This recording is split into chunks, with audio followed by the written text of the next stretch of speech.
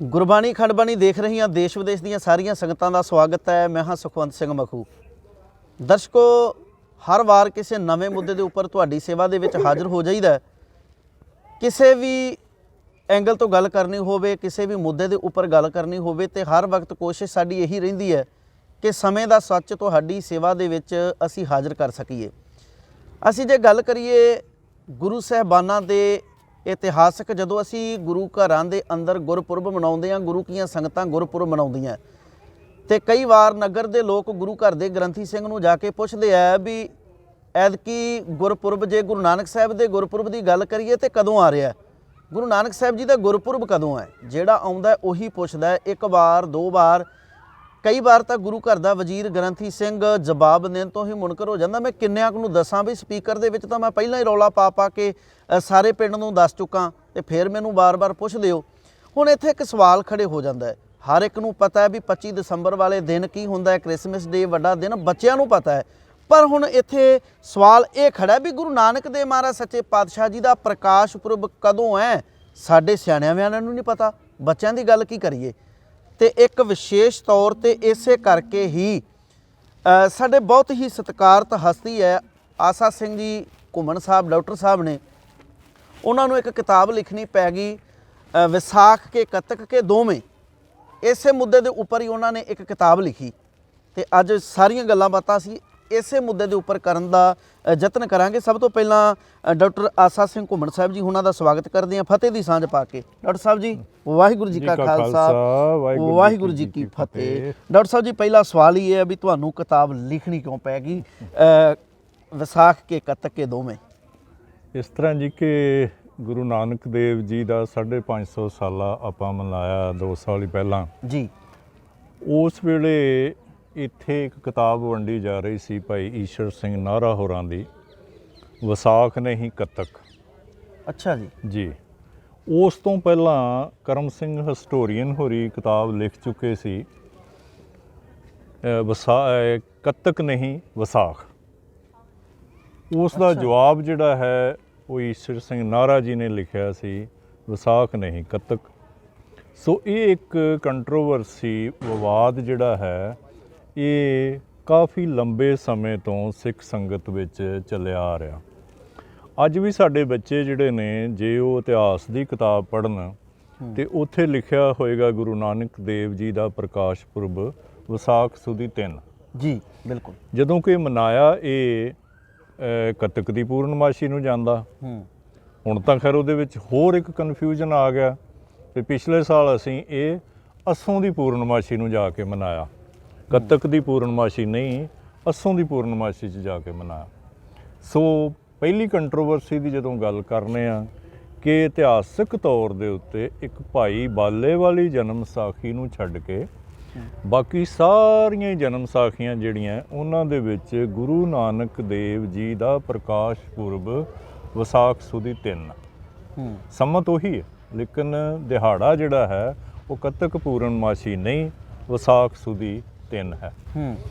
ਭਾਈ ਬਾਲੇ ਵਾਲੀ ਜਿਹੜੀ ਜਨਮ ਸਾਖੀ ਹੈ, ਜਿਹੜੀ ਕਿ ਸਭ ਤੋਂ ਵੱਧ ਵੈਸੇ ਮਕਬੂਲ ਹੋਈ, ਪ੍ਰਚਲਿਤ ਹੋਈ, ਉਹਦੇ ਕਈ ਕਾਰਨ ਨੇ, ਪਰ ਉਸ ਜਨਮ ਸਾਖੀ ਨੂੰ ਕਰਮ ਸਿੰਘ ਹਿਸਟੋਰੀਅਨ ਹੋਰਾਂ ਨੇ ਨਕਾਰਿਆ ਕਿ ਬਈ ਭਾਈ ਬਾਲਾ ਤਾਂ ਹੋਇਆ ਹੀ ਕੋਈ ਨਹੀਂ।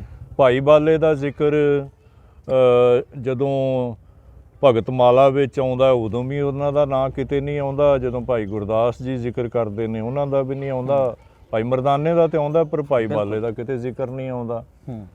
ਸੋ ਇਸ ਕਰਕੇ ਇਸ ਬਨਾਹ ਦੇ ਉੱਤੇ, ਇਸ ਬੇਸ ਦੇ ਉੱਤੇ ਉਹਨਾਂ ਨੇ ਇਹ ਕਿਤਾਬ ਲਿਖੀ ਸੀ, ਕੱਤਕ ਨਹੀਂ ਵਿਸਾਖ। ਬੇਸਿਕਲੀ ਉਹ ਕਿਤਾਬ ਭਾਈ ਬਾਲੇ ਵਾਲੀ ਜਨਮ ਸਾਖੀ ਨੂੰ ਸਥਾਪਿਤ ਕਰਦੀ ਹੈ ਵੀ ਇਹ ਜਨਮ ਸਾਖੀ ਸਪਿਊਰੀਅਸ ਹੈ, ਯਾਨੀ ਕਿ ਇਹ ਜਨਮ ਸਾਖੀ ਭਾਈ ਬਾਲੇ ਨੇ ਨਹੀਂ ਲਿਖੀ। ਭਾਵੇਂ ਕਿ ਕੁਝ ਘਟਨਾਵਾਂ ਐਸੀਆਂ ਉਹਦੇ ਵਿੱਚ ਹੋ ਸਕਦੀਆਂ ਨੇ ਜਿਹੜੀਆਂ ਟੂ ਬਿਗਿਨ ਵਿਦ ਲਿਖੀਆਂ ਗਈਆਂ ਹੋਣ, ਉਹਦੇ ਵਿੱਚ ਹੰਧਾਲੀਆਂ ਨੇ ਗੁਰੂ ਨਾਨਕ ਦੇਵ ਜੀ ਨਾਲੋਂ ਵੱਧ ਆਪਣੇ ਗੁਰੂ ਨੂੰ ਵੱਡਾ ਸਥਾਪਿਤ ਕਰਨ ਵਾਸਤੇ ਕਈ ਜਨਮ ਸਾਖੀਆਂ ਪਾਈਆਂ, ਕਈ ਸਾਖੀਆਂ ਇਸ ਤਰ੍ਹਾਂ ਦੀਆਂ ਪਾਈਆਂ ਜਿਹੜੀਆਂ ਅਸੀਂ ਗੁਰੂ ਜੀ ਬਾਰੇ ਕਦੀ ਮਤਲਬ ਬਰਦਾਸ਼ਤ ਹੀ ਨਹੀਂ ਕਰ ਸਕਦੇ। ਬਿਲਕੁਲ। ਪਰ ਉਸ ਤੋਂ ਬਾਅਦ ਭਾਈ ਸੰਤੋਖ ਸਿੰਘ ਜੀ ਚੂੜਾਮਣੀ ਨੇ ਵੀ ਜਦੋਂ ਗੁਰੂ ਨਾਨਕ ਦੇਵ ਜੀ ਬਾਰੇ ਲਿਖਿਆ ਤੇ ਉਹਨਾਂ ਨੇ ਵੀ ਆਪਣੀ ਲਿਖਤ ਨੂੰ ਆਧਾਰ ਬਣਾਇਆ ਭਾਈ ਬਾਲੇ ਵਾਲੀ ਜਨਮ ਵਿਸਾਖੀ ਨੂੰ ਹੀ। ਔਰ ਉਸ ਦਾ ਗੁਰੂ ਨਾਨਕ ਪ੍ਰਕਾਸ਼ ਦਾ ਗੁਰਦੁਆਰਿਆਂ ਦੇ ਵਿੱਚ ਸ਼ਾਮ ਨੂੰ ਕਥਾ ਹੁੰਦੀ ਸੀ। ਸੋ ਇਸ ਤਰ੍ਹਾਂ ਕਰਕੇ ਹੌਲੀ ਹੌਲੀ ਹੌਲੀ ਭਾਈ ਬਾਲੇ ਵਾਲੀ ਜਨਮ ਵਿਸਾਖੀ ਦੇ ਵਿੱਚ ਜਿਹੜੀਆਂ ਸਾਖੀਆਂ ਸਨ ਉਹ ਭਾਈ ਸੰਤੋਖ ਸਿੰਘ ਹੋਰਾਂ ਜੀ ਦੀ ਰਚਨਾ ਗੁਰੂ ਨਾਨਕ ਪ੍ਰਕਾਸ਼ ਰਾਹੀਂ ਸਾਡੀਆਂ ਸਿੱਖ ਸੰਗਤਾਂ ਦੇ ਵਿੱਚ ਹੋਰ ਵੀ ਜ਼ਿਆਦਾ ਮਾਨਸਿਕਤਾ ਵਿੱਚ ਘਰ ਕਰ ਗਈਆਂ।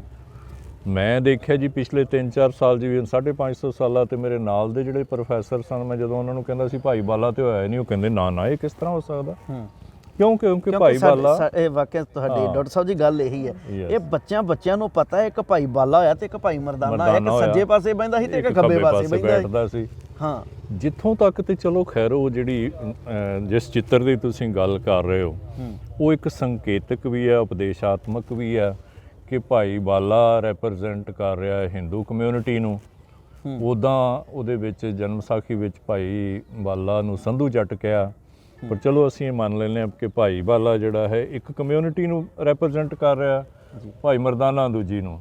ਉਸ ਵੇਲੇ ਦੋ ਹੀ ਜਿਹੜੀਆਂ ਕਮਿਊਨਿਟੀ ਹਿੰਦੂ ਤੇ ਮੁਸਲਮਾਨ, ਉਹਦਾ ਮਤਲਬ ਅਸੀਂ ਇਹ ਲੈ ਸਕਦੇ ਹਾਂ ਪ੍ਰਤੀਕਾਤਮਕ ਤੌਰ ਤੇ ਵੀ ਗੁਰੂ ਨਾਨਕ ਦੇਵ ਜੀ ਨੂੰ ਸਰਬ ਪ੍ਰਵਾਨਗੀ ਮਿਲੀ ਦੋਵਾਂ ਧਰਮਾਂ ਵੱਲੋਂ। ਬਿਲਕੁਲ। ਪਰ ਜਦੋਂ ਇਤਿਹਾਸਕ ਤੌਰ ਤੇ ਅਸੀਂ ਖੋਜ ਵਾਲੇ ਪਾਸੇ ਜਾਂਦੇ ਹਾਂ ਤੇ ਉਦੋਂ ਇਹ ਸਥਾਪਿਤ ਹੋ ਜਾਂਦਾ ਹੈ ਕਿ ਭਾਈ ਬਾਲਾ ਹੈ ਨਹੀਂ ਸਨ। ਭਾਈ ਬਾਲਾ ਇੱਕ ਜਸਟ ਜਿਵੇਂ ਇੱਕ ਈਡੀਅਮ ਵਰਤ ਲਈਦਾ, ਕੋਈ ਸ਼ਾਇਰ ਜਿਹੜਾ ਹੈ ਕੋਈ ਇੱਕ ਲਿਖਤ ਦੇ ਵਿੱਚ ਆਪਣਾ ਪੱਕਾ ਨਾਂ ਜਿਹਾ ਬਣਾ ਲੈਂਦਾ, ਇਸੇ ਤਰ੍ਹਾਂ ਚੱਲ ਭਾਈ ਬਾਲਿਆ ਚੱਲ ਭਾਈ ਬਾਲਿਆ ਵਾਲੀ ਗੱਲ ਜਿਹੜੀ ਸੀ ਉਹ ਪ੍ਰਚਲਿਤ ਹੋ ਗਈ। ਸੋ ਕਿਉਂਕਿ ਭਾਈ ਬਾਲੇ ਦੀ ਜਨਮ ਵਿਸਾਖੀ ਵਿੱਚ ਹੀ ਕੱਤਕ ਪੂਰਨਮਾਸ਼ੀ ਦਾ ਜ਼ਿਕਰ ਹੈ ਤੇ ਜਿਹੜੀਆਂ ਸਾਡੀ ਪੁਰਾਤਨ ਜਨਮ ਵਿਸਾਖੀ ਹੈ, ਭਾਈ ਮਨੀ ਸਿੰਘ ਹੋਰਾਂ ਵਾਲੀ ਸਾਖੀ ਹੈ, ਈਵਨ ਭਾਈ ਮਿਹਰਬਾਨ ਵਾਲੀ ਸਾਖੀ ਹੈ, ਉਹਦੇ ਵਿੱਚ ਗੁਰੂ ਜੀ ਦਾ ਜਨਮ ਜਿਹੜਾ ਹੈ ਉਹ ਵਿਸਾਖ ਸੁਦੀ 3। ਪਰ ਪ੍ਰਚਲਿਤ ਕਿਉਂਕਿ ਹੋ ਚੁੱਕਾ ਤੇ ਕਦੋਂ ਪ੍ਰਚਲਿਤ ਹੋਇਆ, ਕਿਵੇਂ ਪ੍ਰਚਲਿਤ ਹੋਇਆ, ਇਹਦੇ ਬਾਰੇ ਇਤਿਹਾਸਕ ਤੌਰ ਤੇ ਸਾਡੇ ਕੋਲ ਕੁਝ ਜਿਹੜੇ ਸਾਹਮਣੇ ਆਉਂਦੇ ਨੇ ਕਾਰਨ ਦੱਸੇ ਜਾਂਦੇ ਨੇ, ਉਹ ਬਹੁਤੇ ਅਪੀਲ ਨਹੀਂ ਉੱਦਾਂ ਕਰਦੇ। ਪਰ ਜਨਮ ਵਿਸਾਖੀਆਂ ਦੇ ਉੱਤੇ ਜੇ ਯਕੀਨ ਕਰੀਏ ਔਰ ਬਾਕੀ ਰਿਕਾਰਡ ਵਿੱਚ ਵੀ ਸਿੱਖ ਇਤਿਹਾਸ ਵਿੱਚ ਵੀ ਯਕੀਨ ਕਰੀਏ ਤੇ ਗੁਰੂ ਨਾਨਕ ਦੇਵ ਜੀ ਦਾ ਪ੍ਰਕਾਸ਼ ਦਿਹਾੜਾ ਰਣਜੀਤ ਸਿੰਘ ਜੀ ਦੇ ਰਾਜ ਕਾਲ ਤੱਕ ਵਿਸਾਖ ਸੁਦੀ 3 ਨੂੰ ਹੀ ਮਨਾਇਆ ਜਾਂਦਾ ਰਿਹਾ। ਓਕੇ। ਉਸ ਤੋਂ ਬਾਅਦ ਜੋ ਮਕਾਲਫ ਲਿਖਦਾ ਹੈ ਔਰ ਮਕਾਲਫ ਨਾਲ ਫੁੱਟਨੋਟ ਲਿਖਦਾ ਕਿ ਜੋ ਮੈਂ ਲਿਖ ਰਿਹਾ, ਮੈਂ ਕਿਤੋਂ ਪੜ੍ਹਿਆ ਤਾਂ ਨਹੀਂ, ਪਰ ਪ੍ਰੋਫੈਸਰ ਗੁਰਮੁਖ ਸਿੰਘ ਹੋਰਾਂ ਨੇ ਜੋ ਮੈਨੂੰ ਦੱਸਿਆ ਉਹਦੇ ਆਧਾਰ ਤੇ ਲਿਖ ਰਿਹਾ ਵੀ ਕੀ ਹੋਇਆ ਕਿ ਜਿਹੜਾ ਆਪਣਾ ਅੰਮ੍ਰਿਤਸਰ ਵਿਖੇ ਰਾਮ ਤੀਰਥ ਹੈ ਜੀ, ਉੱਥੇ ਹਿੰਦੂ ਲੋਕ ਜਨਮ ਆਪਣਾ ਜਿਹੜਾ ਕੱਤਕ ਪੂਰਨਮਾਸ਼ੀ ਦਾ ਦਿਹਾੜਾ ਹੈ, ਕਿਉਂਕਿ ਇਹ ਹਿੰਦੂ ਧਰਮ ਨਾਲ ਬੇਸਿਕਲੀ ਜੁੜਿਆ, ਉਹ ਬਹੁਤ ਵੱਡੇ ਲੈਵਲ ਤੇ ਮਨਾਉਂਦੇ ਸਨ ਜੀ। ਉਹਦੇ ਵਿੱਚ ਸਾਡੀ ਸਿੱਖ ਸੰਗਤ ਜਿਹੜੀ ਸੀ ਉਹ ਵੀ ਬਹੁਤ ਜਾਂਦੀ ਸੀ। ਦੇਖੋ ਇਹ ਮੰਨਣ ਵਾਲੀ ਗੱਲ ਹੈ ਕਿ ਜਿਹੜਾ ਪੰਜਾਬ ਹੈ ਉਹਦੇ ਵਿੱਚ ਸਿੱਖ ਤੇ ਹਿੰਦੂ ਇੱਕ ਦੂਸਰੇ ਨਾਲੋਂ ਕਿਤੇ ਬਹੁਤ ਪਾੜਾ ਰੱਖ ਕੇ ਨਹੀਂ ਚੱਲਦੇ, ਸਾਂਝੇ ਤਿਉਹਾਰ ਮਨਾਏ ਜਾਂਦੇ ਰਹੇ ਨੇ। ਬਿਲਕੁਲ। ਲੇਕਿਨ ਹੌਲੀ ਸਾਡੇ ਵਿੱਚ ਸਾਡੇ ਸਿੰਘ ਸਭਾ ਲਹਿਰ ਤੋਂ ਬਾਅਦ ਇਹ ਇੱਕ ਜ਼ਰੂਰੀ ਵੀ ਸੀ ਤੇ ਕਿਤੇ ਨਾ ਕਿਤੇ ਮਤਲਬ ਉਲਾਰੂ ਵੀ ਸੀ ਕਿ ਸੈਪਰੇਸ਼ਨ ਕੀਤੀ ਜਾਏ, ਵੱਖਰੇਵਾਂ ਕੀਤਾ ਜਾਏ। ਤੇ ਉਹਦੇ ਵਿੱਚ ਇਹ ਕੋਸ਼ਿਸ਼ ਕੀਤੀ ਗਈ ਕਿ ਉੱਧਰ ਬਹੁਤ ਇਕੱਠ ਹੁੰਦਾ, ਉਹਦੀ ਬੱਲੇ ਬੱਲੇ ਹੁੰਦੀ ਹੈ, ਉਸ ਦੀ ਸ਼ੋਭਾ ਜਿਹੜੀ ਹੈ ਬਹੁਤ ਜ਼ਿਆਦਾ ਹੁੰਦੀ ਹੈ ਕੱਤਕ ਪੂਰਨਮਾਸ਼ੀ ਦੀ, ਤੇ ਕਿਉਂ ਨਾ ਇਹ ਦਿਹਾੜਾ ਹੀ ਗੁਰੂ ਨਾਨਕ ਦੇਵ ਜੀ ਦਾ ਦਿਹਾੜਾ ਕਹਿ ਕੇ ਅੰਮ੍ਰਿਤਸਰ ਵਿਖੇ ਹਰਿਮੰਦਰ ਸਾਹਿਬ ਵਿਖੇ ਮਨਾਉਣਾ ਸ਼ੁਰੂ ਕੀਤਾ ਜਾਵੇ। ਹੁਣ ਦੇਖੋ ਇਹ ਜਿਹੜਾ ਕਾਰਨ ਹੈ ਇਹ ਬਹੁਤ ਜ਼ਿਆਦਾ ਮਨ ਨੂੰ ਅਪੀਲ ਨਹੀਂ ਕਰਦਾ, ਕਿਉਂਕਿ ਜਿਹੜਾ ਦਿਹਾੜਾ ਹੈ ਉਹ ਸਿਰਫ ਤੇ ਸਿਰਫ ਅੰਮ੍ਰਿਤਸਰ ਤੇ ਮਨਾਇਆ ਨਹੀਂ ਸੀ ਜਾਂਦਾ, ਉਹ ਆਪਣਾ ਤਲਵੰਡੀ ਵੀ ਮਨਾਇਆ ਜਾਂਦਾ ਹੋਏਗਾ, ਹੋ ਸਕਦਾ ਕਰਤਾਰਪੁਰ ਵੀ, ਹੋਰ ਗੁਰਦੁਆਰਿਆਂ ਵਿੱਚ ਵੀ, ਜੋ ਬਹੁਤ ਸਮਝੀਏ ਵੀ ਛੋਟੇ ਗੁਰਦੁਆਰਿਆਂ 'ਚ ਨਹੀਂ, ਅੱਬਲ ਤੇ ਮੈਨੂੰ ਲੱਗਦਾ ਵੀ ਛੋਟੇ ਹਰ ਗੁਰਦੁਆਰੇ 'ਚ ਹੀ ਮਨਾਇਆ ਜਾਂਦਾ ਹੋਏਗਾ। ਤੇ ਉਨੀ ਜ਼ਿਆਦਾ ਇਸ ਵੇਲੇ ਜਿੰਨੀ ਮਹਾਨਤਾ ਜੇ ਬਣੀ ਨਹੀਂ ਸੀ ਭਾਵੇਂ ਜਾਂ ਅੱਜ ਦੇ ਯੁੱਗ ਵਿੱਚ ਸਾਡੇ ਕੋਲ ਸਾਧਨ ਬੜੇ ਨੇ, ਸਾਡੇ ਕੋਲ ਗੁਰਦੁਆਰੇ ਸਥਾਪਿਤ ਕਰਨ ਲਈ ਸਾਧਨ ਬੜੇ ਨੇ, ਸਾਡੇ ਕੋਲ ਗੱਡੀਆਂ ਬੜੀਆਂ ਨੇ, ਲੇਕਿਨ ਉਸ ਵੇਲੇ ਵੀ ਇੰਨੇ ਲੈਵਲ ਤੇ ਫਿਰ ਹਰ ਬੰਦੇ ਨੂੰ ਕਿਵੇਂ ਦੱਸਿਆ ਜਾਏਗਾ ਕਿ ਬਈ ਉਹ ਦਿਹਾੜਾ ਜਿਹੜਾ ਅਸੀਂ ਵਿਸਾਖੀ ਨੂੰ ਮਨਾਉਂਦੇ ਸੀ ਉਹ ਹੁਣ ਅਸੀਂ ਕੱਤੇ ਨੂੰ ਮਨਾਇਆ ਕਰਨਾ। ਹਾਂ ਅੱਛਾ, ਦੂਸਰਾ ਜਿਹੜਾ ਇਹ ਦਲੀਲ ਦਿੱਤੀ ਜਾਂਦੀ ਪਈ ਜੀ, ਨਨਕਾਣਾ ਸਾਹਿਬ ਵਿਖੇ ਵਿਸਾਖੀ ਤੇ ਦਿਹਾੜਾ ਮਨਾਉਣ ਸਮੇਂ ਪਾਣੀ ਦੀ ਬੜੀ ਸਮੱਸਿਆ ਆਉਂਦੀ ਸੀ ਜੀ।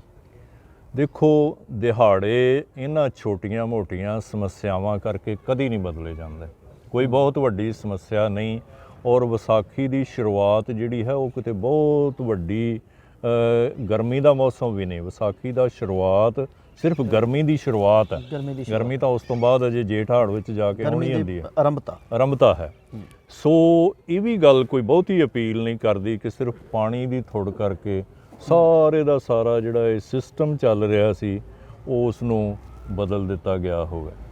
ਸੋ ਤੀਸਰੀ ਗੱਲ ਜਿਹੜੀ ਐਂ ਲੱਗਦੀ ਹੈ ਸੰਭਵ, ਉਹ ਇਹ ਹੋ ਸਕਦੀ ਹੈ ਕਿ ਜਦੋਂ ਗੁਰੂ ਗੋਬਿੰਦ ਸਿੰਘ ਜੀ ਦਾ ਜਿਹੜਾ ਖਾਲਸਾ ਸਾਜਨਾ ਦਿਵਸ ਹੈ, ਦਿਹਾੜਾ ਹੈ, ਉਹ ਅਸੀਂ ਬਹੁਤ ਵੱਡੀ ਸ਼ਰਧਾ ਨਾਲ ਮਨਾਉਣਾ ਸ਼ੁਰੂ ਕੀਤਾ ਵਿਸਾਖੀ ਤੇ ਉਹਦੇ ਵਿੱਚੋਂ ਫਿਰ ਗੁਰੂ ਨਾਨਕ ਦੇਵ ਜੀ ਦਾ ਜਨਮ ਦਿਹਾੜੇ ਦੀ ਮਹਾਨਤਾ ਜਿਹੜੀ ਹੈ ਉਹ ਅਲੋਪ ਹੋਣੀ ਸ਼ੁਰੂ ਹੋ ਗਈ। ਵਿਸਾਖ ਸੁਦੀ 3 ਤੇ ਜਿਹੜਾ ਵਿਸਾਖ ਸੁਦੀ 3 ਤੇ ਐਗਜ਼ੈਕਟ ਨਹੀਂ ਮਨਾਇਆ ਜਾਂਦਾ ਹੋਵੇਗਾ, ਕਿਉਂਕਿ ਹਮੇਸ਼ਾ ਹੀ ਕੋਈ ਵੱਡਾ ਤਿਉਹਾਰ ਲਾਗੇ ਹੋਵੇ ਤੇ ਅਸੀਂ ਆਪਣਾ ਜਿਹੜਾ ਤਿਉਹਾਰ ਹੈ ਉਹਦੇ ਨਾਲ ਤਕਰੀਬਨ ਰਲਾ ਲੈਂਦੇ ਹਾਂ।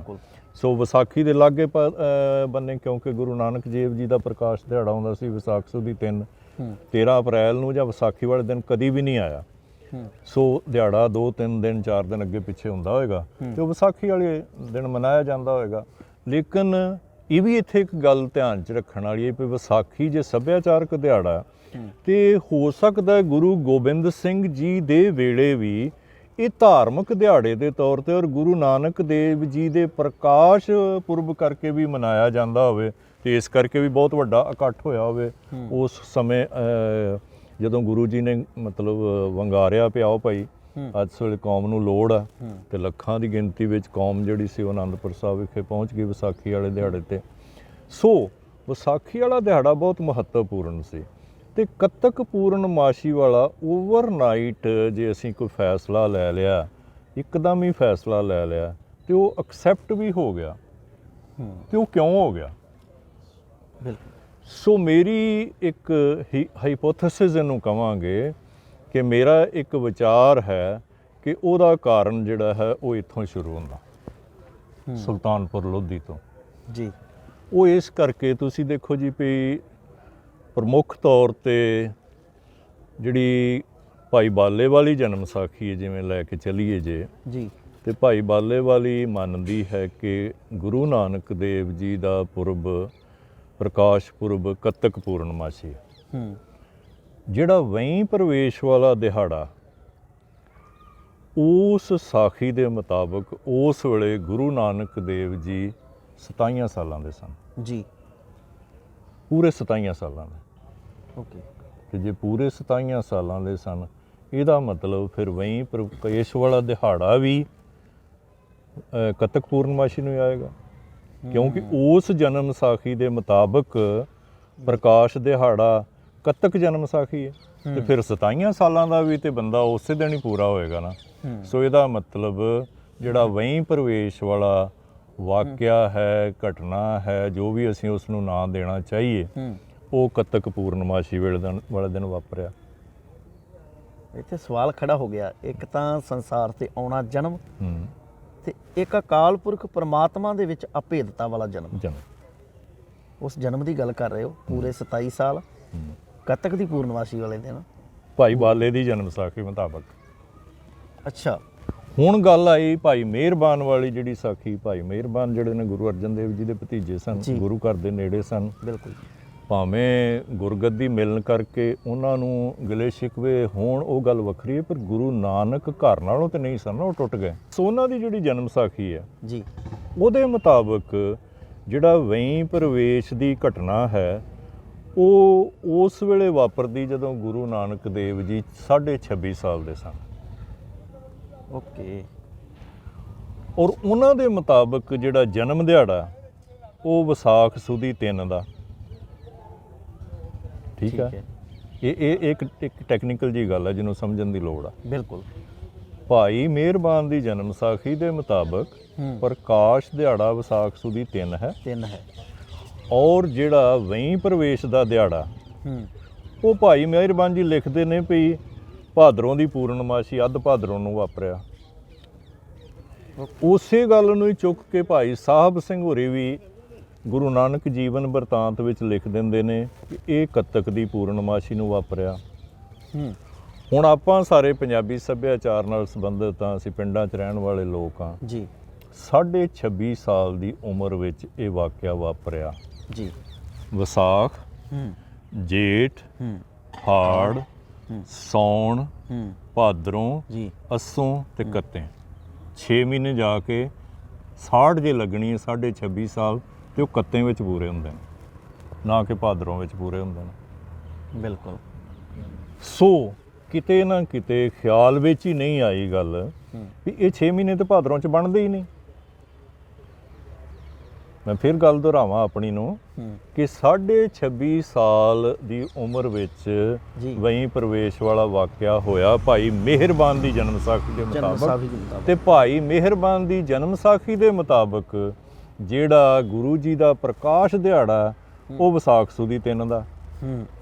ਵਿਸਾਖ ਸੁਦੀ 3 ਤੋਂ ਜੇ 26.5 ਸਾਲ ਉਹ ਕਹਿ ਰਹੇ ਨੇ ਤੇ 6 ਮਹੀਨੇ ਅੱਗੇ ਲੈ ਆਓ, ਉਹ ਵਿਸਾਖ ਤੋਂ ਬਾਅਦ ਜੇਠ 'ਚ ਪੂਰਾ ਹੋ ਗਿਆ, ਹਾੜ 'ਚ ਪੂਰਾ ਹੋ ਗਿਆ, ਸੌਣ, ਭਾਦਰੋਂ, ਅੱਸੋਂ ਤੇ ਕੱਤੇ 'ਚ ਜਾ ਕੇ 6 ਮਹੀਨੇ ਪੂਰੇ ਹੋ ਗਏ। ਤੇ ਉਹ ਲਿਖਣ ਡਏ ਨੇ ਵੀ ਭਾਦਰੋਂ ਦੀ ਪੂਰਨਮਾਸ਼ੀ ਨੂੰ। ਇਹਦਾ ਮਤਲਬ ਦੋਵਾਂ ਹੀ ਜਨਮ ਸਾਖੀਆਂ ਦੀ ਜਿਹੜੀ ਟ੍ਰੈਡੀਸ਼ਨ ਹੈ, ਜਨਮ ਸਾਖੀ ਪਰੰਪਰਾ ਜਿਹੜੀ ਹੈ, ਉਹ ਦੋਵਾਂ ਦੇ ਹੀ ਮੁਤਾਬਕ ਜਿਹੜਾ ਵਹੀਂ ਪ੍ਰਵੇਸ਼ ਦਿਹਾੜਾ ਹੈ ਉਹ ਕੱਤਕ ਪੂਰਨਮਾਸ਼ੀ ਨੂੰ ਹੋਇਆ। ਓਕੇ। ਪਰ ਇਹਨੂੰ ਐਸਾ ਪ੍ਰਚਲਿਤ ਕਿਉਂ ਕਰ ਦਿੱਤਾ ਗਿਆ ਡਾਕਟਰ ਸਾਹਿਬ ਵੀ ਪ੍ਰਕਾਸ਼ ਗੁਰੂ ਸਾਹਿਬ ਜੀ ਦਾ ਇਸ ਸੰਸਾਰ ਤੇ ਆਉਣਾ ਹੀ? ਅਸੀਂ ਬਹੁਤ ਉੱਚੀਆਂ ਧਾਰਨਾ ਪੜ੍ਹਦੇ ਹਾਂ, ਕੀਰਤਨ ਕਰਦੇ ਹਾਂ, ਉੱਥੇ ਪੰਕਤੀਆਂ ਪੜ੍ਹਦੇ ਹਾਂ, ਸਤਿਗੁਰ ਨਾਨਕ ਪ੍ਰਗਟਿਆ ਮਿਟੀ ਧੁੰਦ ਜਗ ਚਾਨਣ ਹੋਆ ਜੀ। ਉਹਨਾਂ ਨੇ ਤੇ ਸੰਸਾਰ ਤੇ ਆਉਣਾ ਐਸਾ ਪ੍ਰਚਲਿਤ ਕਰ ਦਿੱਤਾ ਕਿ ਇਹਦੇ ਪਿੱਛੇ ਅਸਲ ਮਨਸਾ ਕੀ ਸੀ? ਕਿਹਨਾਂ ਨੇ ਕਰ ਦਿੱਤੀ ਐਸੀ ਖੇਡ ਵੀ ਇੱਕ ਵਾਰੀ ਇਹਨਾਂ ਨੂੰ ਉਲਝਣ ਵਿੱਚ ਪਾ ਦਿਓ ਵੀ ਇਹਨਾਂ ਦੇ ਜਿਹੜੇ ਗੁਰੂ ਦਾ ਜਨਮ ਦਿਹਾੜਾ ਹੀ ਇਹਨਾਂ ਨੂੰ ਪਤਾ ਨਾ ਹੋਵੇ ਵੀ ਕਦੋਂ ਮਨਾਉਣਾ ਹੈ? ਦੇਖੋ, ਉਹਦੇ ਵਿੱਚ ਸਾਜ਼ਿਸ਼ਾਂ ਹੁਣ ਜ਼ਿਆਦਾ ਚੱਲਦੀਆਂ ਪਈਆਂ, ਉਦੋਂ ਤੇ ਸ਼ਾਇਦ ਇੰਨੀਆਂ ਨਹੀਂ ਸਨ, ਪਰ ਕਿਤੇ ਨਾ ਕਿਤੇ ਉਦੋਂ ਭਰਮ ਭੁਲੇਖੇ ਜ਼ਿਆਦਾ ਸਨ ਕਿਉਂਕਿ ਸਾਧਨ ਨਹੀਂ ਸਨ ਕਮਿਊਨੀਕੇਸ਼ਨ ਦੇ। ਬਿਲਕੁਲ। ਲੇਕਿਨ ਜਿਹੜੀ ਇੱਕ ਗੱਲ ਸਾਨੂੰ ਬਹੁਤ ਧਿਆਨ ਵਿੱਚ ਰੱਖਣ ਦੀ ਲੋੜ ਹੈ ਕਿ ਵਿਸਾਖ ਸੁਦੀ 3 ਵਿਸਾਖੀ ਦਾ ਦਿਹਾੜਾ ਤੇ ਕੱਤਕ ਪੂਰਨਮਾਸ਼ੀ ਕੱਤਕ ਦਾ ਦਿਹਾੜਾ ਇਹ ਵੈਸੇ ਹਮੇਸ਼ਾ ਹੀ ਪਵਿੱਤਰ ਰਹੇ ਨੇ ਜੀ। ਪੂਰਨਮਾਸ਼ੀ ਕੱਤਕ ਦੀ ਜਿਹੜੀ ਹੈ ਉਹਦੇ ਤੇ ਇਸ਼ਨਾਨ ਕਰਨਾ ਹਿੰਦੂ ਧਰਮ ਦੇ ਮੁਤਾਬਕ, ਤੇ ਅਜੇ ਅਸੀਂ ਜਦੋਂ ਗੁਰੂ ਨਾਨਕ ਦੇਵ ਜੀ ਦਾ ਵੇਲਾ ਸੀ ਉਦੋਂ ਹਿੰਦੂ ਧਰਮ ਨਾਲੋਂ ਕਿਤੇ ਬਹੁਤ ਜ਼ਿਆਦਾ ਟੁੱਟੇ ਨਹੀਂ ਸਨ। ਟੁੱਟੇ ਤੇ ਅਸੀਂ ਅੱਜ ਵੀ ਨਹੀਂ ਹੈਗੇ ਸੰਪੂਰਨ ਤੌਰ ਤੇ। ਬਿਲਕੁਲ। ਸੋ ਇਸ ਕਰਕੇ ਮੋਸਟ ਪੋਸੀਬਲੀ ਉਦੋਂ ਵੀ ਕੱਤਕ ਦੇ ਟਾਈਮ ਦੇ ਉੱਤੇ ਇੱਥੇ ਕੋਈ ਮੇਲਾ ਸਜਦਾ ਹੋਏਗਾ, ਕੁਛ ਹੁੰਦਾ ਹੋਏਗਾ ਜ਼ਰੂਰ, ਜਸ਼ਨ ਵਸ਼ਨ। ਅੱਜ ਵੀ ਸੁਲਤਾਨਪੁਰ ਲੋਧੀ ਦੀਆਂ ਔਰਤਾਂ ਜਿਹੜੀਆਂ ਬਜ਼ੁਰਗ ਔਰਤਾਂ ਨੇ ਉਹ ਕੱਤਕ ਪੂਰਨਮਾਸ਼ੀ ਵਾਲੇ ਦਿਨ ਵਹੀਂ ਦੇ ਪਾਣੀ ਨੂੰ ਦੀਵਾ ਅਰਗ ਚੜਾਉਂਦੀਆਂ। ਓਕੇ। ਯੈਸ। ਅੱਜ ਵੀ ਉਹੀ ਕਾਲੀ ਵਹੀਂ ਜਿੱਥੇ ਗੁਰੂ ਨਾਨਕ ਸਾਹਿਬ ਜੀ ਦੇ ਇਤਿਹਾਸ ਵਿੱਚ ਪੜ੍ਹਦੇ ਹਾਂ ਵੀ ਜਿੱਥੇ ਟੋਬੀ ਮਾਰੀ। ਹਾਂ, ਉਹਨਾਂ ਦੀ ਵੀ ਸ਼ਰਧਾ, ਪਰ ਸ਼ਰਧਾ ਉਹਨਾਂ ਦੀ ਕੱਤਕ ਪੂਰਨਮਾਸ਼ੀ ਕਰਕੇ ਆ ਜਿਹੜੇ ਇੱਥੇ ਦੇ ਹਿੰਦੂ ਪਰਿਵਾਰ ਨੇ। ਠੀਕ ਹੈ। ਉਹ ਹੁਣ ਜੁੜ ਗਈ ਨਾਲ ਗੁਰੂ ਜੀ ਦੇ ਨਾਲ। ਹੁਣ ਜਦੋਂ ਗੁਰੂ ਨਾਨਕ ਦੇਵ ਜੀ ਅਲੋਪ ਹੋ ਗਏ ਜੀ, ਉੱਥੇ ਹੁਣ ਦੋ ਗੱਲਾਂ ਨੇ ਜਿਹੜੀਆਂ ਅਸੀਂ ਕਿਉਂਕਿ ਵੈਸੇ ਕਹਿੰਦੇ ਆ ਵੀ ਗੁਰੂ ਜੀ ਜਿਹੜੇ ਨੇ ਜਨਮ ਸਿੱਧ ਹੀ ਗੁਰੂ ਸਨ ਜੀ, ਮੰਨ ਲੈਂਦੇ ਆ ਇਹ ਗੱਲ, ਪਰ ਜਿਹੜਾ ਗੁਰੂ ਜੀ ਦਾ ਮੇਲ ਮਿਲਾਪ ਪਰਮੇਸ਼ਰ ਦੇ ਨਾਲ ਹੋਇਆ ਉਹ ਤੇ ਇਹ ਜਿਹੜਾ ਵਹੀਂ ਵਾਲਾ ਸੀ ਜੀ ਵਾਕਿਆ ਉਸ ਮੌਕੇ ਤੇ ਹੋਇਆ ਨਾ। ਇਹ ਤੇ ਸਾਰੀਆਂ ਜਨਮ ਸਾਖੀਆਂ ਤੇ ਸਾਰੇ ਹੀ ਸਰੋਤ ਮੰਨਦੇ ਨੇ। ਬਿਲਕੁਲ ਜੀ। ਤੇ ਗੁਰੂ ਨਾਨਕ ਦੇਵ ਜੀ ਖੁਦ ਆਪ ਵੀ ਮੰਨਦੇ ਨੇ ਵੀ ਆਪ ਮਹਿਲ ਬੁਲਾਇਆ। ਸੋ ਉਸ ਘਟਨਾ ਨੂੰ ਜਿੰਨੀ ਮਹਾਨਤਾ ਦਿੱਤੀ ਜਾਣੀ ਚਾਹੀਦੀ ਸੀ ਉਹ ਅਸੀਂ ਸ਼ਾਇਦ ਨਹੀਂ ਦਿੱਤੀ। ਕਿਉਂਕਿ ਜਿਹੜੇ ਤਰਕਸ਼ੀਲ ਨੇ ਨਾ ਉਹ ਉਸ ਗੱਲ ਨੂੰ ਝੱਟ ਹੀ ਫੜ ਲੈਂਦੇ ਨੇ। ਉਸ ਗੱਲ ਦੀ ਮਹਾਨਤਾ ਨੂੰ ਪਾਸੇ ਰੱਖ ਕੇ ਇੱਕੋ ਗੱਲ ਕਹਿੰਦੇ ਨੇ, ਪਾਣੀ ਵਿੱਚ 3 ਦਿਨ ਕੋਈ ਕਿਵੇਂ ਰਹਿ ਸਕਦਾ। ਬਿਲਕੁਲ ਵੀ ਉਹ ਗੱਲ ਨੂੰ ਛੱਡੋ, ਗੱਲ ਘਟਨਾ ਦੀ ਮਹਾਨਤਾ ਵਾਲੇ ਪਾਸੇ ਜਿਹੜੀ ਹੈ ਉਹ ਲਿਆਓ। ਸੋ ਇੱਕ ਪਹਿਲੀ ਗੱਲ ਤੇ ਵੀ ਉਦੋਂ ਵਾਪਰੀ ਕੱਤਕ ਪੂਰਨਮਾਸ਼ੀ ਨੂੰ ਇਹ ਵਾਪਰੀ ਜੀ। ਪਰਮਾਤਮਾ ਦੇ ਨਾਲ ਮਿਲਾਪ ਦਿਹਾੜਾ। ਤੁਸੀਂ ਇਹਨੂੰ ਹੋਰ ਨਹੀਂ ਕੁਝ ਕਹਿਣਾ ਤੇ ਇਹਨੂੰ ਸਪਿਰਚੁਅਲ ਬਰਥ ਵੀ ਕਿਹਾ ਜਾ ਸਕਦਾ, ਆਤਮਾ ਤੇ ਪਰਮਾਤਮਾ ਦਾ ਮੇਲ ਵੀ ਮੰਨਿਆ ਜਾ ਸਕਦਾ, ਗੁਰੂ ਜੀ ਦਾ ਪਰਮਾਤਮਾ ਦੇ ਨਾਲ ਮੇਲ ਵੀ ਮੰਨਿਆ ਜਾ ਸਕਦਾ ਕੱਤਕ ਪੂਰਨਮਾਸ਼ੀ ਜੀ। ਦੂਸਰੀ ਗੱਲ ਜਿਹੜੀ ਮੋਸਟ ਪੋਸੀਬਲ ਹੋਈ ਹੋਏਗੀ, ਸਾਰੇ ਹੀ ਹੈ ਵੀ 3 ਦਿਨ ਮਾਰ ਸਾਰੇ ਪਾਸੇ ਰੌਲਾ ਪੈ ਗਿਆ ਵੀ ਗੁਰੂ ਜੀ ਖਤਮ ਜਦੋਂ ਵੇਈਂ ਦੇ ਵਿੱਚ ਪ੍ਰਵੇਸ਼ ਹੋਇਆ। ਈਵਨ ਨਵਾਬ ਦੌਲਤ ਖਾਨ ਲੋਧੀ ਖੁਦ ਘਬਰਾ ਗਿਆ, ਆ ਕੇ ਵੇਈਂ ਦੇ ਕੰਢੇ ਤੇ ਦੇਖਦਾ ਰਿਹਾ। ਉਹਨੇ ਮਾਛੀ ਵੀ ਬੁਲਾਏ, ਜਾਲ ਵੀ ਪਵਾਏ ਵੀ ਗੁਰੂ ਜੀ, ਕਿਉਂਕਿ ਉਹ ਭਲਾ ਆਦਮੀ ਸੀ, ਨਵਾਬ ਖੁਦ ਵੀ ਭਲਾ ਆਦਮੀ ਸੀ ਤੇ ਉਹ ਗੁਰੂ ਜੀ ਦਾ ਬਹੁਤ ਹੀ ਜ਼ਿਆਦਾ ਸਤਿਕਾਰ ਕਰਦਾ ਸੀ ਜੀ। ਲੇਕਿਨ ਜਦੋਂ ਨਹੀਂ ਲੱਭਾ ਤੇ 3 ਦਿਨ ਆਲੇ ਦੁਆਲੇ ਦੀਆਂ ਸੰਗਤਾਂ ਸਾਰੀਆਂ ਦੇ ਵਿੱਚ ਰੌਲਾ ਪੈ ਗਿਆ ਵੀ ਗੁਰੂ ਜੀ ਗਏ, ਗੁਰੂ ਜੀ ਗਏ, ਗੁਰੂ ਜੀ ਗਏ। ਤੀਜੇ ਦਿਨ ਕੱਤਕ ਦੀ ਪੂਰਨਮਾਸ਼ੀ ਵਾਲੇ ਦਿਹਾੜੇ ਨੂੰ ਜਦੋਂ ਗੁਰੂ ਜੀ ਪ੍ਰਗਟ ਹੋਏ ਸਵੇਰ ਵੇਲੇ, ਅੱਛਾ ਜੀ, ਇਸੇ ਹੀ ਜਗ੍ਹਾ ਤੋਂ ਜਿੱਥੋਂ ਉਹ ਅਲੋਪ ਹੋਏ ਸਨ, ਤੇ ਸਾਰੇ ਹੀ ਇਲਾਕੇ 'ਚ ਦੂਰ ਦਰਾਡੇ ਹੋ ਗਿਆ ਗੁਰੂ ਜੀ ਮੁੜ ਜਨਮ, ਗੁਰੂ ਜੀ ਦਾ ਮੁੜ ਜਨਮ, ਗੁਰੂ ਜੀ ਦਾ ਮੁੜ ਜਨਮ। ਇੱਥੇ ਹੀ ਮੈਨੂੰ ਡਾਕਟਰ ਸਾਹਿਬ ਤੁਹਾਡੀ ਗੱਲ ਵਿੱਚ ਹੀ ਹੈ, ਤੁਸੀਂ ਆਪਾਂ ਆਰੰਭਤਾ ਕਰਦੇ ਹਾਂ। ਮੈਨੂੰ ਲੱਗਦਾ ਵੀ ਇੱਥੋਂ ਹੀ ਪ੍ਰਕਾਸ਼ ਦਿਹਾੜਾ ਫਿਰ ਸ਼ੁਰੂ ਹੁੰਦਾ ਹੈ। ਸੋ ਮੈਂ ਤਾਂ ਕਲੇਮ ਹੀ ਨਹੀਂ ਕਰਦਾ, ਮੈਂ ਇੱਕ ਹਾਈਪੋਥੇਸਿਸ, ਇੱਕ ਆਈਡੀਆ ਦੇ ਰਿਹਾ ਵੀ ਜੇ ਕੱਤਕ ਪੂਰਨਮਾਸ਼ੀ ਐਕਸੈਪਟ ਹੋ ਗਿਆ ਦਿਹਾੜਾ ਮਹਾਰਾਜਾ ਰਣਜੀਤ ਸਿੰਘ ਤੋਂ ਬਾਅਦ, ਜਦੋਂ ਪ੍ਰੋਫੈਸਰ ਗੁਰਮੁਖ ਸਿੰਘ ਹੋਰਾਂ ਨੇ ਕਿਹਾ, ਜਿਹੜੇ ਉਸ ਵੇਲੇ ਸ਼ਾਇਦ ਉੱਥੇ ਹੈੱਡ ਗ੍ਰੰਥੀ ਸਨ, ਉਹਨਾਂ ਨੂੰ ਕਿਹਾ, ਤੇ ਐਕਸੈਪਟ ਤਾਂ ਹੀ ਹੋ ਗਿਆ ਕਿਉਂਕਿ ਸਿੱਖ ਸਮਾਜ ਵਿੱਚ ਆਲਰੇਡੀ ਕੱਤਕ ਪੂਰਨਮਾਸ਼ੀ ਦਾ ਦਿਹਾੜਾ ਕਿਸੇ ਨਾ ਕਿਸੇ ਰੂਪ ਵਿੱਚ ਗੁਰੂ ਨਾਨਕ ਦੇਵ ਜੀ ਨਾਲ ਸੰਬੰਧਿਤ ਸੀ। ਇਸ ਕਰਕੇ ਸੰਗਤਾਂ ਨੇ ਉਹਨੂੰ ਮਨਜ਼ੂਰ ਕਰ ਲਿਆ। ਹੁਣ ਮੈਂ ਕਿਸੇ ਬਖੇੜੇ 'ਚ ਨਹੀਂ ਪੈਂਦਾ, ਮੈਂ ਇਸ ਗੱਲ 'ਚ ਕਹਿੰਦਾ ਵੀ ਦੋਵੇਂ ਹੀ ਦਿਹਾੜੇ ਬੜੇ ਮਹੱਤਵਪੂਰਨ ਨੇ। ਤਾਂ ਹੀ ਮੈਂ ਕਹਿੰਦਾ ਕੱਤਕ ਕਿ ਵਿਸਾਖ ਕਿ ਦੋਵੇਂ। ਬਿਲਕੁਲ। ਇੱਥੇ ਆਪਾਂ ਗੱਲ ਕੀਤੀ ਹੈ ਜੀ ਗੁਰੂ ਨਾਨਕ ਸਾਹਿਬ ਦੀ, ਡਾਕਟਰ ਸਾਹਿਬ ਦੀ। ਗੁਰੂ ਨਾਨਕ ਸਾਹਿਬ ਜੀ ਦਾ ਹੀ ਪ੍ਰਕਾਸ਼ ਦਿਹਾੜਾ ਜਿਹੜਾ ਉਹ ਕੱਤਕ ਪੂਰਨਮਾਸ਼ੀ ਨੂੰ ਬਹੁਤਾਂ ਤਾਂ ਮਨਾਇਆ ਜਾਂਦਾ, ਐਸਾ ਹੈ। ਪਰ ਬਾਕੀ ਗੁਰੂ ਸਾਹਿਬਾਨਾਂ ਦੇ ਜਨਮ ਦਿਹਾੜੇ ਵੀ ਕਿਤੇ ਨਾ ਕਿਤੇ ਚਰਚਾ ਦੇ ਵਿੱਚ ਹੀ ਰਹਿ ਜਾਂਦੇ ਆ। ਜਿਵੇਂ ਗੁਰੂ ਗੋਬਿੰਦ ਸਿੰਘ ਮਹਾਰਾਜ ਸੱਚੇ ਪਾਤਸ਼ਾਹ ਜੀ ਦਾ ਪ੍ਰਕਾਸ਼ ਪੁਰਬ ਹੁਣ ਆ ਰਿਹਾ, ਉਹ ਪ੍ਰਕਾਸ਼ ਦਿਹਾੜਾ ਵੀ ਇਤਿਹਾਸ ਦੇ ਵਿੱਚ ਅਸੀਂ ਪੜ੍ਹਦੇ, ਕਿਤਾਬਾਂ ਵਿੱਚ ਪੜ੍ਹਦੇ ਹਾਂ, ਤੇ 5 ਜਨਵਰੀ ਦਾ ਲਿਖਿਆ ਹੁੰਦਾ ਹੈ। ਤੇ ਇੱਥੇ ਅਸੀਂ ਪਿਛਲੇ ਸਮੇਂ ਵਿੱਚੋਂ ਗੁਜ਼ਰ ਕੇ ਗਏ ਹਾਂ। ਜਦੋਂ 28 ਦਸੰਬਰ ਦੇ ਦਿਨ ਆਉਂਦੇ ਨੇ, ਸਾਹਿਬਜ਼ਾਦਿਆਂ ਦੀਆਂ ਸ਼ਹਾਦਤਾਂ ਦਾ ਸਮਾਂ ਆਉਂਦਾ ਸੀ, ਤੇ ਉਦੋਂ ਵੀ ਗੁਰੂ ਗੋਬਿੰਦ ਸਿੰਘ ਮਹਾਰਾਜ ਸੱਚੇ ਪਾਤਸ਼ਾਹ ਜੀ ਦਾ ਪ੍ਰਕਾਸ਼ ਪੁਰਬ ਉਸ ਵਕਤ ਆ ਗਿਆ। ਦੇਖੋ, ਉਹ ਮਸਲਾ ਵੱਖਰਾ। ਆਪਾਂ ਉਸ ਮਸਲੇ ਦੀ ਜਦੋਂ ਗੱਲ ਕਰਨੇ ਆ ਤੇ ਉਹ ਸਾਡੇ ਸਾਰੇ ਜਿਹੜੇ ਪ੍ਰਕਾਸ਼ ਦਿਹਾੜੇ ਨੇ ਨਾ, ਉਹਨਾਂ ਨਾਲ ਸੰਬੰਧਿਤ ਆ। ਕਿਉਂਕਿ ਅਸੀਂ ਸਿੱਖ ਕੌਮ ਜਿਹੜੀ ਆ ਨਾ, ਅਸੀਂ ਵਿਚਕਾਰਲਾ ਰਸਤਾ ਜਿਹੜਾ ਕਿ ਹਿੰਦੂ ਬ੍ਰਾਹਮਣ ਲੋਕਾਂ ਨੇ ਅਪਣਾਇਆ ਜੀ, ਅਸੀਂ ਵੀ ਉਹ ਅਪਣਾ ਲਿਆ ਜੀ। ਮੁਸਲਮਾਨ ਕੌਮ ਜਿਹੜੀ ਉਹ ਆਪਣੇ ਜੋ ਵੀ ਤਿਉਹਾਰ ਹੈ ਈਦ ਦੇ, ਉਹ ਚੰਦਰਮਾ ਨਾਲ ਮਨਾਉਂਦੇ ਨੇ ਜੀ। ਤੇ ਦੂਜਾ ਜਿਹੜਾ ਡੇ ਟੂ ਡੇ ਉਹਨਾਂ ਦੀ ਜ਼ਿੰਦਗੀ ਹੈ, ਉਹ ਜਿਹੜਾ ਸੋਲਰ ਕੈਲੰਡਰ ਹੈ ਜੀ, ਜਨਵਰੀ ਫਰਵਰੀ ਵਾਲਾ ਜੀ, ਇਹਦੇ ਮੁਤਾਬਕ ਮਨਾਉਂਦੇ ਜੀ।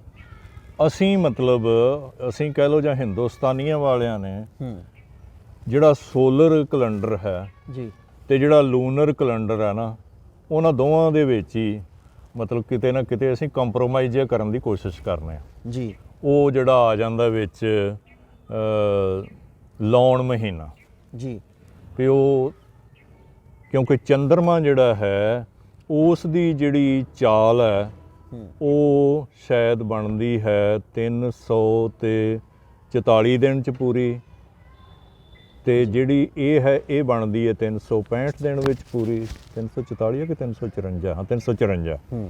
ਸੋ ਇਸ ਕਰਕੇ ਜੇ ਤੇ ਅਸੀਂ ਆਪਣੇ ਦਿਹਾੜੇ ਜੀ ਰਹਿਣ ਦਿੰਦੇ ਸਿਰਫ ਚੰਦਰਮਾ ਤੇ ਜਿਵੇਂ ਚੰਦਰਮਾ ਦੀ ਚਾਲ ਚੱਲਦੀ ਹੈ ਉਹਦੇ ਮੁਤਾਬਕ ਚੱਲੀ ਜਾਂਦਾ। ਅਸੀਂ ਹੁਣ ਸੋਲਰ ਕੈਲੰਡਰ ਨੂੰ ਵੀ ਜੱਫਾ ਪਾਈ ਬੈਠੇ ਆ ਤੇ ਨਾਲ ਜਿਹੜਾ ਹੈਗਾ ਇਹ ਚੰਦਰਮਾ ਵਾਲਾ ਕੈਲੰਡਰ ਇਹਨੂੰ ਵੀ ਜੱਫਾ ਪਾਈ ਬੈਠੇ ਆ।